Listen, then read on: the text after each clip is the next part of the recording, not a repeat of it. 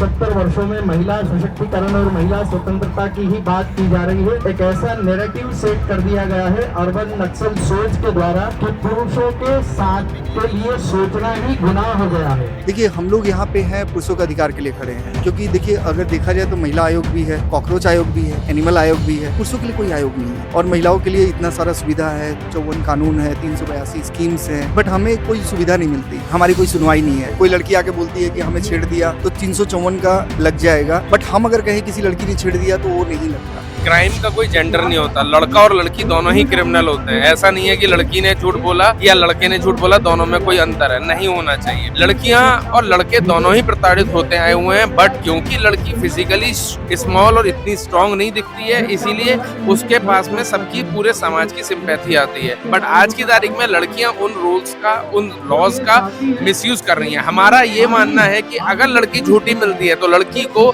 भी उतनी ही सजा मिलनी चाहिए जो एक झूठे लड़के को मिलनी चाहिए। देखिए मैडम, मेरा मानना है कि समाज में सिर्फ महिला या सिर्फ पुरुष नहीं होते, दोनों के सामंजस्य से ही समाज चलता है। और कानून की नजर में अगर हम देखें तो महिलाओं के लिए तो बहुत सारे लॉज हमने दिए हुए हैं जो कि मर्दों के लिए नहीं है। और महिलाओं में भी अगर देखा जाए तो जैसे मैं खुद एक भुक्तभोगी हूँ, मेरे भाई के ऊपर केस चल रहा है, लेकिन एक महिला की प्रॉब्लम की वजह से या एक महिला के ना एडजस्टमेंट की वजह से बहुत सारी और महिलाएं जैसे मैं, मेरी माँ, मेरी बहन, तो वहाँ पे भी वुमेन सेंट्रिक लॉज जो है सपोर्ट नहीं करते। जहाँ पे हम आर्टिकल 15 में जो है 3 क्लॉज की बात करते हैं, औरतों के वेलफेयर की बात करते हैं, पर मेरा ये भी मानना है कि क्राइम में किसी को बचाना ये वेलफेयर नहीं होता है। अपराध को अपराध की तरह ट्रीट करना चाहिए, उसमें जेंडर बायस नहीं होना चाहिए।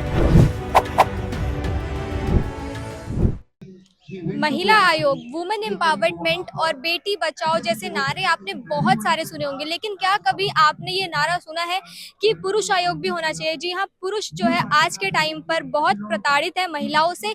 इसी कारण जो है आज आपको जंतर मंतर पर ये धरना प्रदर्शन देते हुए दिख जाएंगे। आप देख सकते हैं कि यहाँ पर किस तरीके से जो है पुरुष आयोग की मांग को लेकर यहाँ पर धरना प्रदर्शन हो रहा है। महिलाओं के लिए जो हमारे देश में कहें या पूरे विश्व में कहें बहुत सारी चीजें जो है वो उनके लिए बना दी गई है। ऐसे कई सारे कानून उनके लिए गठन कर दिए गए जिनका जो फायदा है उनको पूर्ण रूप से मिल ही रहा है, लेकिन कुछ महिलाएं ऐसी भी होती हैं जो इसका गलत फायदा उठाती हैं, जिसी से प्रताड़ित जो लोग हैं वो यहाँ पर आज मौजूद हैं और मांग कर रहे हैं पुरुष आयोग की। मैं आपको बताना चाहूंगी कि एक इंटरनेट पे आपने ये जरूर पढ़ा होगा कि भारत एक ऐसा देश है जहाँ पे जो पति हैं पत्नियों से सबसे ज्यादा पिटते, मतलब भारत तीसरे नंबर पर आता है, जब भारत तीसरे नंबर पर आता है जहाँ पत्नियां उनको मारती हैं।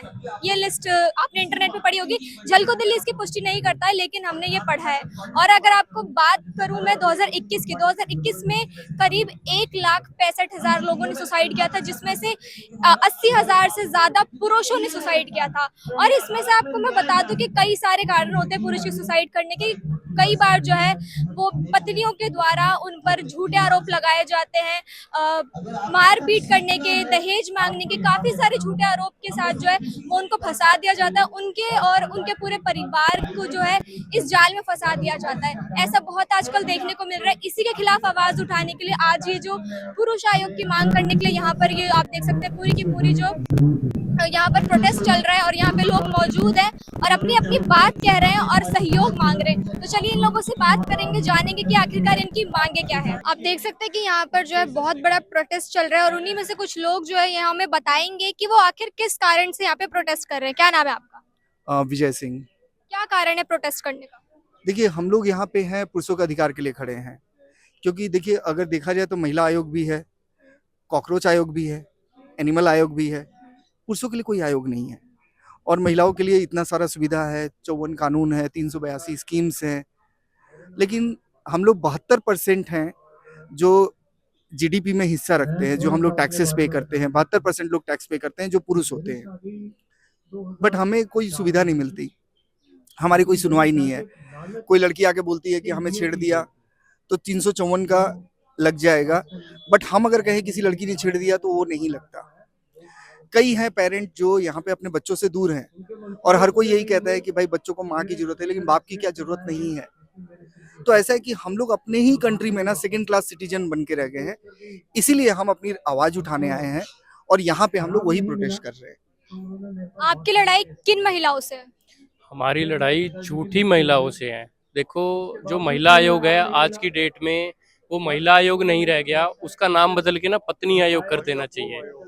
क्यों? क्योंकि एक हमारी जो बहन है, हमारी जो माता हैं, वो भी तो महिला हैं। उनके हक, अगर वो कंप्लेंट करने के लिए जाती है तो उनकी कंप्लेंट नहीं लिखी जाती। अगर एक पत्नी कंप्लेंट करनी चली जाए तो कंप्लेंट लिखी जाती है। क्यों? क्योंकि वहां से पैसे मिलने की उम्मीद होती है, मेंटेनेंस मिलने की उम्मीद होती है। इसीलिए महिला आयोग है, तो क्या माता वगैरह वो महिला ही नहीं है? और पुरुष आज की डेट में इतना प्रताड़ित हो चुका है कि आप जाके किसी भी जज के चैम्बर के बाहर देख लो, उसके ऑफिस के बाहर देख लो, किसी डीसीपी के ऑफिस के बाहर देख लो, एक लाइन लिखी होती है, महिलाओं का अकेले अंदर आना मना है। वो महिला अकेले अंदर आ रही है तो ऐसा क्या डर है उनको कि ऑफिसर है, कोई एलिगेशन लग जाएगा? उनको अपनी प्रोटेक्शन के लिए चाहिए कोई उनके साथ अकेली महिला आ रही है तो उनपे अटैक कर देगी, फॉल्स एलिगेशन लगा देगी, कल को उनकी नौकरी के ऊपर बात आ जाएगी। कितने ऐसे जजेस हैं, कितने ऐसे आईपीएस ऑफिसर्स हैं जो फॉल्स एलिगेशन लगने के बाद सुसाइड तक अटेम्प्ट कर चुके हैं, उनकी कोई न्यूज नहीं आती, कोई वो रिकॉर्ड नहीं होता। एनसीआरबी का डेटा ही उठा के देख लो, लगभग 1.5 लाख पुरुष हर साल आत्महत्या कर लेते हैं सिर्फ इन्हीं फेक केसेस की वजह से। मैं आपसे जानना चाहूंगी कि महिलाओं के खिलाफ जो है, जो आपने बोला कि आतंकी महिलाएं जो आतंक मचाती है उनके खिलाफ आप कर रहे हैं, लेकिन भारत एक ऐसा देश है जहाँ पे महिलाओं को बहुत टाइम से प्रताड़ना झेलनी पड़ी है, और आज के टाइम पर क्या वो, अगर उनको वो सहूलियत मिल रही है कि वो अपने ऊपर हो रहे अत्याचार से बचाव कर सके, तो क्या वो उसका गलत फायदा उठा रही है? हाँ बिल्कुल, सारी देखिए, दोनों ही जेंडर, क्राइम का कोई जेंडर नहीं होता, लड़का और लड़की दोनों ही क्रिमिनल होते हैं। ऐसा नहीं है कि लड़की ने झूठ बोला या लड़के ने झूठ बोला, दोनों में कोई अंतर है, नहीं होना चाहिए। लड़कियां और लड़के दोनों ही प्रताड़ित होते आए हुए हैं, बट क्योंकि लड़की फिजिकली स्मॉल और इतनी स्ट्रांग नहीं दिखती है, इसीलिए उसके पास में सबकी, पूरे समाज की सिंपैथी आती है। हर लेवल पे सालों से दोनों लड़का लड़की प्रताड़ित होते हैं। लड़की को कई चीजों में फैसिलिटीज नहीं मिली है इंडिया में, दैट वो अंडरस्टैंड करते हैं, बट आज की तारीख में लड़कियां उन रूल्स का, उन लॉज का मिसयूज कर रही हैं। हमारा ये मानना है कि अगर लड़की झूठी मिलती है तो लड़की को भी उतनी ही सजा मिलनी चाहिए जो एक झूठे लड़के को मिलनी चाहिए। ऐसे बहुत सारे फैक्टर्स हैं जिसपे हमें लड़की को भी, अगर लड़की को भी ये डर रहेगा कि मैं झूठे केस करूंगी तो लड़की झूठे केस, मेरे को सजा मिलेगी, मैं जेल चली जाऊंगी, मैं 2 साल 5 साल रहूंगी, मुझे फाइनेंशियल लॉस हो जाएगा, मुझे सामाजिक लॉस हो जाएगा। तो ये झूठे केस, हमारी लड़ाई झूठे केस में, ऐसा नहीं कि सारी लड़कियां सच्ची हैं और सारे लड़के सच्चे हैं। हमारा सिर्फ ये है कि जो झूठी लड़की पकड़ी जाती है उनको भी सेम सजा मिलनी चाहिए, उनके लिए भी प्रावधान होने चाहिए, इसीलिए हमें पुरुष आयोग की डिमांड कर रहे हैं। क्या नाम है आपका? नरेश मेहंदी रत्न। अच्छा, आपने ये माला और पगड़ी किस लिए पहनी है? आज आपकी शादी है? आज हमारी शादी नहीं है, जब शादी हम करते हैं ना तो जाते तो ऐसे ही हैं, उसके बाद हमको ना दुल्हन गैंग ये पैकेज देता है जी। दुल्हन गैंग मतलब जो बाद में कुछ समय बाद कहता है कि हमारी बेटी नकारा है, निकम्मी है, आवारा है, लेकिन उसको पालेगा पति, उस पति के ऊपर वो इल्जाम तो लगाते हैं। ये सारा पूरा पैकेज आता है। 498 का दहेज लो भी है, हमने दहेज दिया, हमने इसके बच्चों की फीस दी, लेकिन वो उसी पति पे ना कहते हैं कि 125 नंबर के गुजारा भत्ता है, कोर्ट में चलता है, हमको अपनी पत्नी को देना होता है, मतलब कि दुल्हन गैंग के सरगना को देना होता है। तो जब ये पूरा पैकेज हमको साथ मिलता है तो ये माला ही उसकी है। जब हम शादी करते हैं, आपने बोले ये दुल्हन गैंग का पैकेज है? ये दुल्हन गैंग का पैकेज, जब आपके भाई भी शादी करेंगे ना, घर में अगर दुल्हन अच्छी आ गई, बीवी अच्छी आ गई तो स्वर्ग, नहीं तो नरक में ये पैकेज साथ मिलता है। अगर नरक से आ गई, दुष्ट नारी आ गई तो ये पैकेज साथ लेके आएगी। जैसे इसके अंदर पैकेज है ना, ये 354 का मतलब ये है कि छेड़छाड़। अब कोई भी महिला मेरे पर इल्जाम लगा सकती है कि मैंने चलते चलते उसे छेड़ दिया, तो मेरी कहीं सुनवाई नहीं है उसमें। आप मान के चलो कि वो जो है भगवान की बेटी है, सच की देवी है, जो वो बोलेगी सच बोलेगी। ये सुप्रीम कोर्ट भी मानता है कि महिला ने जो बोल दिया सच बोला। आपका टारगेट महिलाएं हैं या वो महिलाएं हैं जो पुरुषों को प्रताड़ित करती हैं? हमारी लड़ाई जो आपने बोला दुष्ट महिलाओं के खिलाफ है, आवारा महिलाओं के खिलाफ है, कामचोर निकम्मी महिलाओं के खिलाफ है, महिलाओं के खिलाफ नहीं है। महिला मेरी बहन भी, मेरी बेटी भी, मेरी दोस्त भी, तो महिलाओं के खिलाफ मेरी कोई लड़ाई नहीं है। सब महिलाएं मेरे लिए सम्मानित हैं, सम्मान लायक महिलाएं जो है सम्मानित हैं। सम्मान कमाया जाता है, सिर्फ महिला होने के नाते सम्मान पाओगे वो शायद मैं नहीं दे पाऊंगा। सम्मान के लायक बनोगे, सम्मान मिलेगा। जेंडर इक्वालिटी की हमारी लड़ाई है, नर हो या नारी, दंड के बराबर अधिकारी। अगर नारी गलत करे तो उसको भी दंड मिलना चाहिए, जो हमारा समाज नहीं देता, कानून नहीं देता।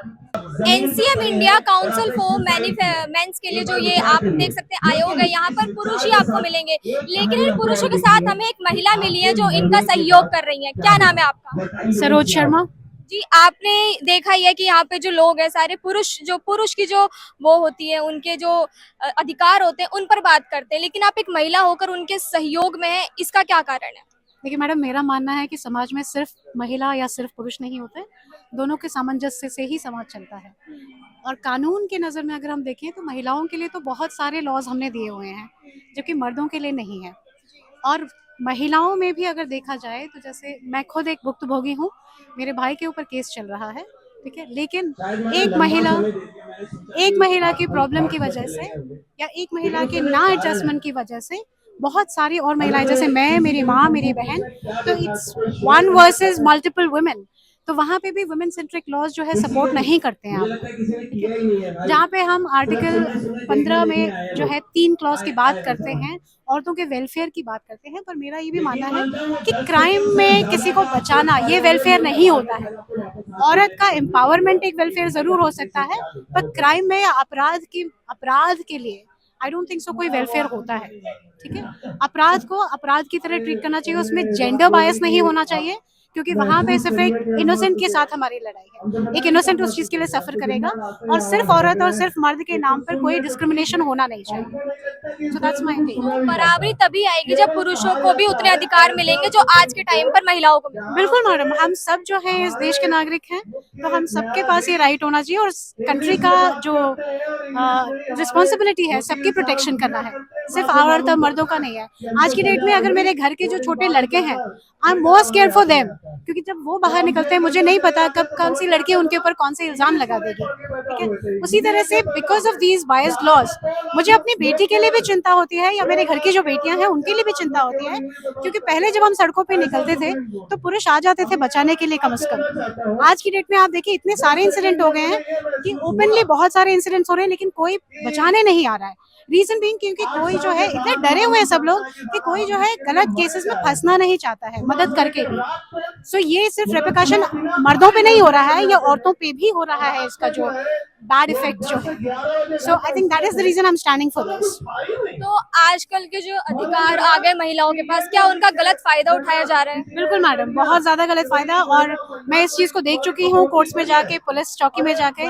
जो असल घटना होती है उसका कोई विवरण नहीं होता है, बनाए जाते हैं केसेस, किस तरह से हम फंसा सकते हैं, किस तरह से हम ज्यादा से ज्यादा पैसे निकाल सकते हैं, उस बेसिस पर। मुझे इस बात से कोई ऑब्जेक्शन नहीं है कि अगर कोई अपराधी है तो उसको सजा मिले, लेकिन इस बात से बहुत ऑब्जेक्शन है कि जो चीज नहीं हुई है सिर्फ किसी को जिताने के लिए या सिर्फ औरत के नाम पर उसको फायदा दिलाने के लिए कुछ चीजें बनाई जा रही हैं, तो इस चीज से मुझे बहुत बड़ा ऑब्जेक्शन है। मांगे क्या रहेंगी? मांगे ये है मैम, जेंडर न्यूट्रल लॉज बनाए जाए, जिस तरह से महिलाओं के लिए एक आयोग है, पुरुषों के लिए भी एक आयोग जो है एस्टेब्लिश किया जाए, ताकि उनकी बात को भी सुने। ठीक है, तो मेरी सबसे पहली मांग है कि जेंडर न्यूट्रल लॉज बनाए जाए, ताकि हम वहाँ पे मर्द और औरत के बेसिस पे जो है डिस्क्रिमिनेशन न करके अपराधी वर्सेस जो इंसान मासूम है उसकी प्रोटेक्शन करें। That's what I mean. क्या कहानी है आपकी? कहानी ये फर्जी मुकदमे लगाए गए हैं 498, 313, 307, 498, 504, 506 सारे मुकदमे फर्जी हैं। अब 3.5 साल मुझ पर फर्जी मुकदमे लगाए हुए हो गए।